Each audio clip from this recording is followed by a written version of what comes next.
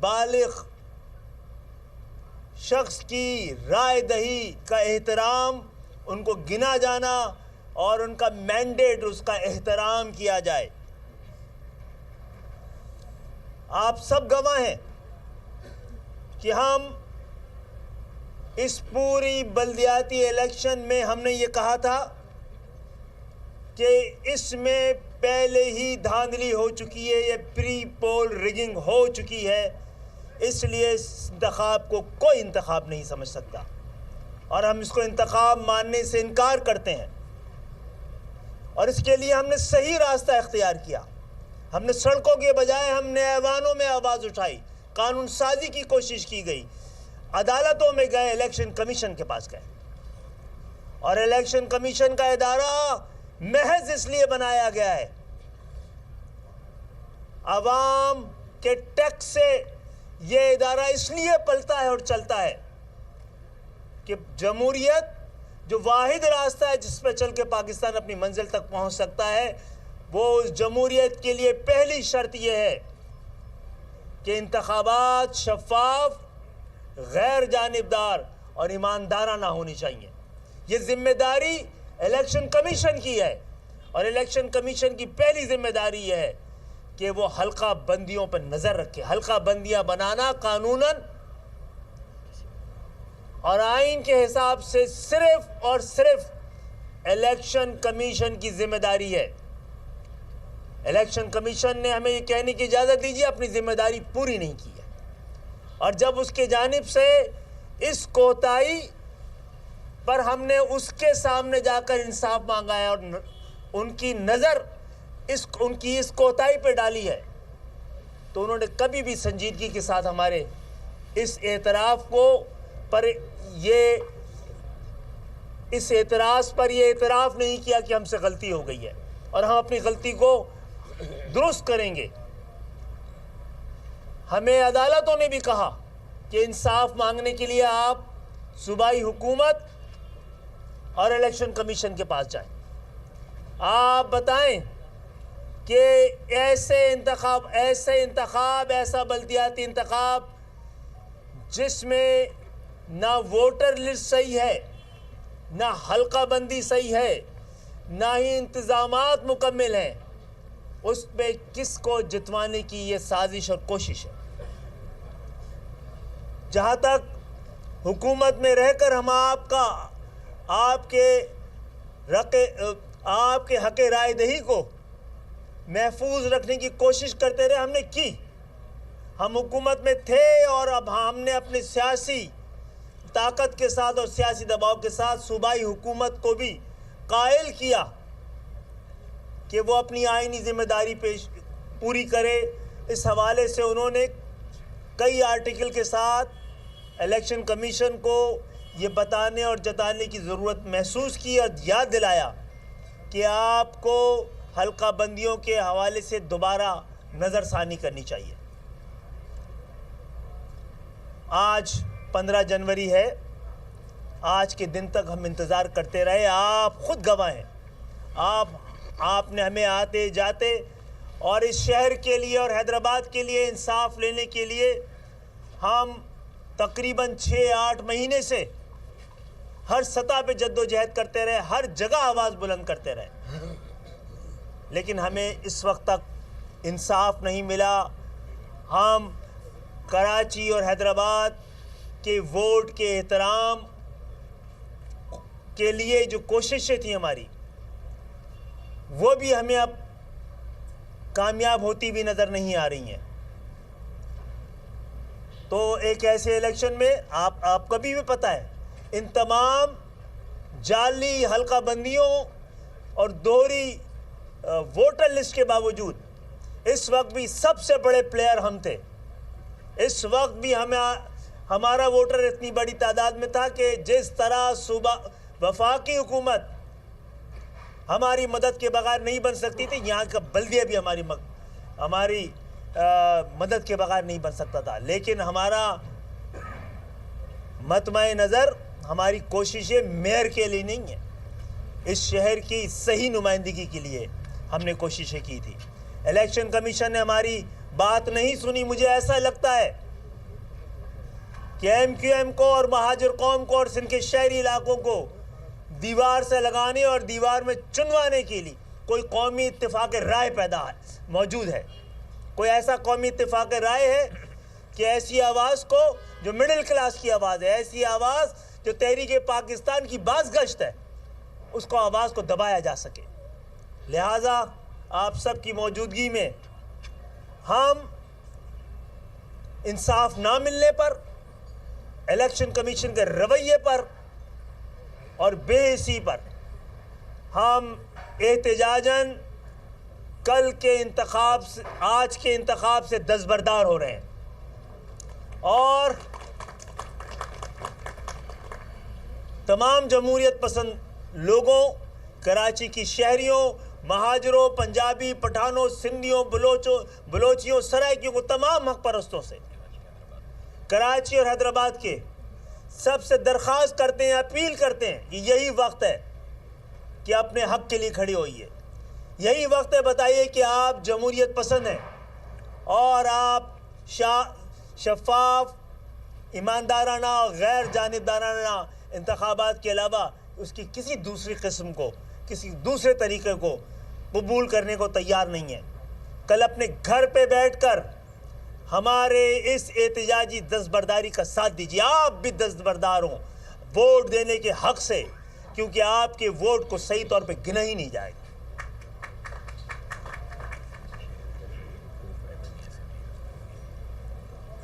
कराची में 18 के इंतखाब गवाह है, जो लोग जीते थे वो हैरान थे और जिन्होंने जितवाया था वो परेशान थे। अब मुझे नहीं पता कौन जितवाना किसको चाहता है।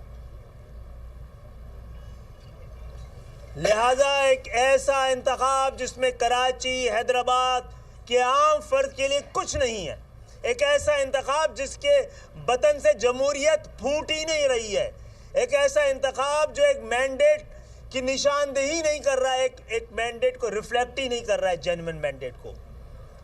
तो हम इस गुनाह में शरीक ना हो।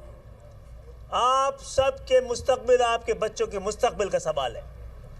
इससे आपको, आम शहरियों को इस इंतखाब के समरात से कोई फ़ायदा नहीं, आप तक पहुंचना ही नहीं है समरात।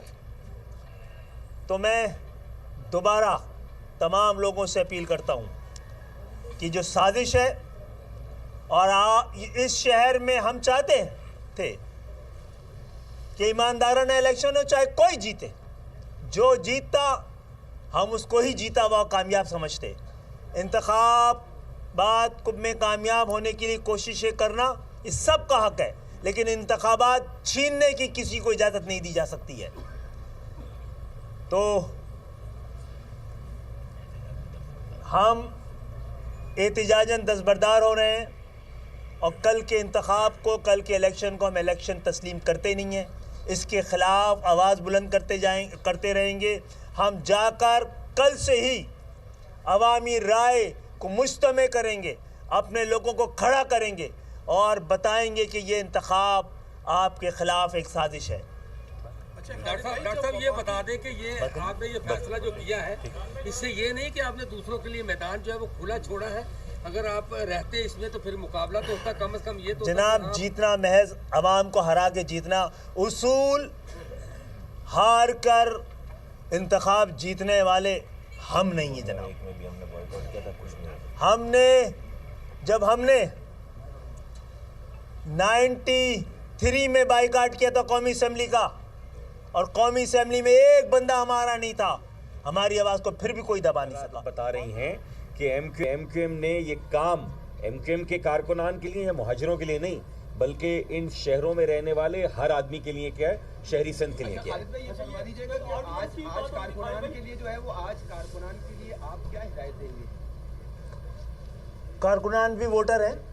आज तो हम सब जाके घर में रहेंगे और कल से निकलेंगे, परसों से, कल अब 16 से, ठीक है। और वैसे जो लोग भी यहाँ पर पीडीएम के लोग भी खड़े, और वो भी चॉइसेस लोगों के पास है, लेकिन हम समझते हैं कि इस मौके पर ये वोट डाल के निकलना इस धांधली ज़दा इंतखाबात को जस्टिफाई करने के बराबर होगा। 16 से मुत्तहिद, मुनज़्ज़म और मुतहर्रिक MQM का काम शुरू होगा। गवर्नर सिंध ऑर्डिनेंस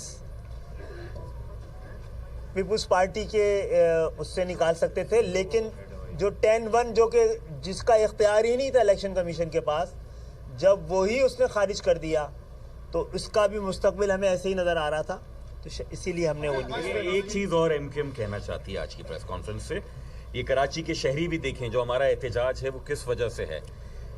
इस्लामाबाद में वहाँ के लिए जो मख्तस ऐवान है, जो इस्लामाबाद के हलकों का, उन्होंने तय किया कि चंद महीनों में यूनियन काउंसिल्स की तादाद बढ़ाई जाए, इसी इलेक्शन कमीशन ने माना है। जबकि यहाँ पर जो सिंध का लोकल गवर्नमेंट का कानून यहाँ की असेंबली से पास शुदा है, उसका सेक्शन 10(1) ये कहता है कि हलकों की तादाद का तयन सूबाई हुकूमत करेगी, और जब तादाद का तयन हो जाएगा तो 10(2) ये कहता है कि उस पर इलेक्शन कमीशन हलके बनाएगा।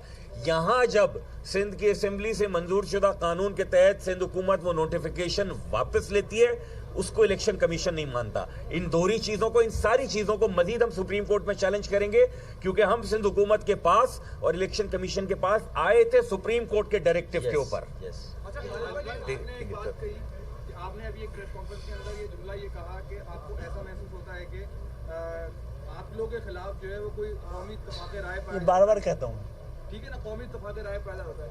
क्या इस कौमी इत्तेफाक़ राय में PDM भी हिस्सा है या सिर्फ इदारे हिस्सा है? ये उमूमी बात ये है, तो आप तलाश कर लीजिए। ये उमूमी बात है, इसको किसी एक चीज से ना जोड़े, ये उमूमी बात। अच्छा, एक सवाल ये है कि बाइकाट की सियासत से जमात इस्लामी बहुत पीछे जाते हुए हमें नजर आई माजी में। आपको नहीं लगता है कि MQM इस तरह के बाइकाट से पीछे चली जाएगी? यार 2001 में जो है वो MQM ने बॉयकॉट किया था, आ गए थे 4 साल तख्ती, मैं बोलता नहीं हूँ उनको, वो उनका 2001 में भी भाई 2001 में MQM ने बॉयकॉट किया था। उस बॉयकॉट के सदक़े में जो है वो जमात इस्लामी की हुकूमत आ गई थी, और जो है वो उनके मेयर साहब ने बहुत माजरत के साथ, मैंने उनकी ज़िंदगी में भी कभी कोई बात नहीं की, और हमने सिर्फ काम से उनको 3 महीने में फारिग कर दिया था उनको। वो तख्ती वाले बाबा मशहूर थे वो बेचारे, और वो अपनी गाड़ी में तख्ती रख कर चलते थे, जहाँ उनको जगह नज़र आती थी वो तख्ती ठोक देते थे वहाँ पे। और पूरी कराची में जब मैं आया निज़ामत में 2005 में, तो सिर्फ तख्तियाँ ही मिली मुझे, पूरे शहर में तख्तियाँ, कोई प्रोजेक्ट नहीं मिला 3 महीने में। ये जब ये बात करते हैं, मुझे तो, मैं करता नहीं हूँ ये सारी बातें, ये जो है वो ये जो आप समझ रहे हैं कुछ लोग के भाई नाम ले रहे हैं इस्लाम का, लानतुल्लाह अलल काज़िबीन। मैं तो कहता हूँ भाई हम तो गुनाहगार लोग हैं, ठीक है, हम तो दुनियादार लोग हैं। अगर यहाँ पर सियासत में कोई ऊंच नीच चलती है तो समझ में आती है, नाम इस्लाम का लेकर और इतना झूठ, इतनी मुनाफकत और इतना अपने आप को जो है वो फिरौनियत ला दी हुई है। हम वो जब PSP में थे, हम चले गए उनके धरने में गए तो हमने कहा भाई आप लोग तो गवाह हो ना, हमने कहा भाई आपके झंडे के नीचे बैठने के लिए तैयार है। वो आदमी डर गया। हमने कहा भाई वो क्या कर रहे थे उनके धरने में, क्या हो रहा था, क्रिकेट खेल रहे थे वो।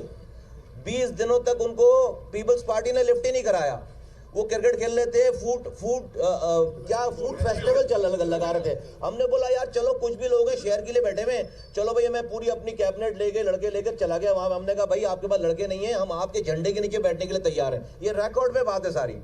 वो बंदा डर गया कि यार ये वाकई आना जाए यहाँ पर, पता नहीं उसको किसने 16 अभी नसीब में उनके भी नहीं है, सारी इन्वेस्टमेंट ज़ाया होनी है।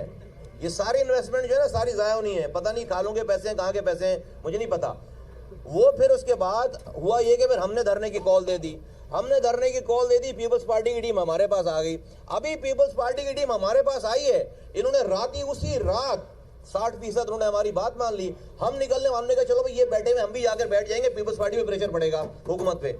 हम जब अभी निकलने की बात कर रहे थे, वो जनाब उन्होंने रात में व्हाट्सएप पे 2:30 बजे रात में, हम सोए उनको धरने पे छोड़कर, हमें सुलाकर, वो रात में 2:30 बजे उन्होंने व्हाट्सएप पे मुआहदा कर लिया। किया नहीं किया व्हाट्सएप पे, सुबह उठने से पहले 8 बजे जो, क्यों कि कोई और इसका जो है वो क्रेडिट। तो ये इस तरह की बददियानती करते हैं और इस्लाम का नाम ले। तो आपने जो सवाल किया, 2001 में MQM के बॉयकॉट की वजह से वो मेयर बने थे, 5 सालों तक खूब जितने उन्होंने जो लगा दिए बैनर, शुक्रिया उन साहब का नाम लिखकर जो मेयर थे उनका, शुक्रिया फलां साहब, और शाबाश खुद ही कर रहे हैं, खुद ही शाबाशी दे रहे हैं अपने आप को। पूरे शहर में शाबाश और शुक्रिया के बैनर लग गए।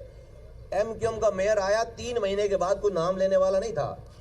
5 सालों में रिकॉर्ड पे कह रहा हूं मैंने, एक भी उनके खिलाफ बात नहीं की, एक दफा भी। एक दफा भी, लेकिन काम से जो है वो फारिग कर दिया। अभी भी जो आएगा हकीकी मायने में जब यहाँ पर इलेक्शंस होंगे, देखो ये इशू क्या है, इशू ये है कि भाई आम आदमी के लिए एक कॉन्स्टिट्यूंसी में वोटों की तादाद है 80,000 90,000 80,000, जहां पर सो कॉल्ड जो है वो कराची के एमक्यूएम की कॉन्स्टिट्यूंसी कहलाती है, वो लोकल्स का जो है वो लोकल कराचीइट्स का जो है वो को हल्का है।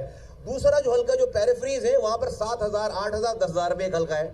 तो एक यूसी चेयरमैन जो बनेगा वहां पे, जो भी कल बनेगा, उसको 90,000 वोटों वाले यूसी चेयरमैन को भी 5 लाख रुपए मिलेंगे और 7,000 और 10,000 वोटों के वाले यूसी चेयरमैन को भी 5,000 मिलेंगे, तो वो 5 लाख मिलेंगे। तो वो 90,000 लोगों में 5 लाख क्या बांटेगा? वो तो मजाक ही हो गया ना।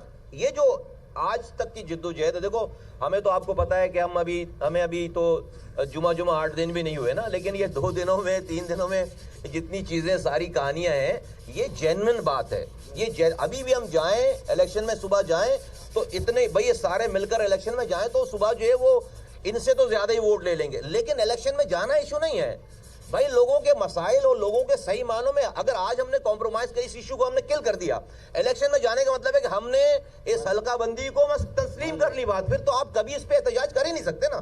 तो हम तो जब भी जाएंगे, इन पीपल्स पार्टी ने एक्सेप्ट कर रखा है कि 50 से ज्यादा यूसीज बढ़नी है। ये किसी पार्टी की यूसीज नहीं बढ़नी है, कराची को फायदा होना है यार, क्यों सियासत कर रहे हैं फिर? और वो सारी डिस्ट्रिक्ट सेंट्रल और डिस्ट्रिक्ट कोरंगी में बढ़नी है यूसी सारी। ये एग्री कर रखा है। इनकी डिमांड तो 70 यूसीज की थी, 53 यूसीज तो वो माने में हुकूमत वक्त मानी हुई है, और उन्होंने इसीलिए तो 60 ये जो 10-1 का के लिए उन्होंने जो आप कह रहे हैं प्रोविंशियल गवर्नमेंट ने मानी बात प्रोविंशियल गवर्नमेंट ने, और हम शुक्रगुजार हैं। उन्होंने इलेक्शन कमीशन को लिख कर दिया कि हाँ भाई हम अपनी गलती मान रहे हैं, उन्होंने अपनी गलती मानी है, गलती मानकर कहा कि भाई हम इसको डिलिमिटेशन को दोबारा हल्का, और 50 से 53 यूसीज बढ़ जाती। 50 से 53 यूसीज जब कराची में बढ़ती, यहाँ आप अंदाजा करें तो उसके तो वो इस यूसीज के अलावा तो कितने पैसे और आते, कितने नए कैंडिडेट और होते, कितने लोगों को अब इसके बगैर इंतखाबात हो रहे। तो जो भी कल मेयर बनेगा, ये इंतखाबात हो जाएंगे, कराची के लोगों की जिंदगी में कोई फर्क पड़ने वाला नहीं है। चंद लोग आएंगे, मजे करेंगे और वो शोर शराबा करेंगे, अपनी जिन्होंने अपने पहले ही कोई एडवांस पकड़ रखा होगा कि भाई हमारे बैनर ज्यादा हैं और जो हमें एडवांस दे दो, उनको वो अपने एडवांस की जो है वो रकम पूरी करेंगे। इसके अलावा लोगों का कोई फायदा नहीं होगा। Thank you. Thank you very much, बहुत शुक्रिया।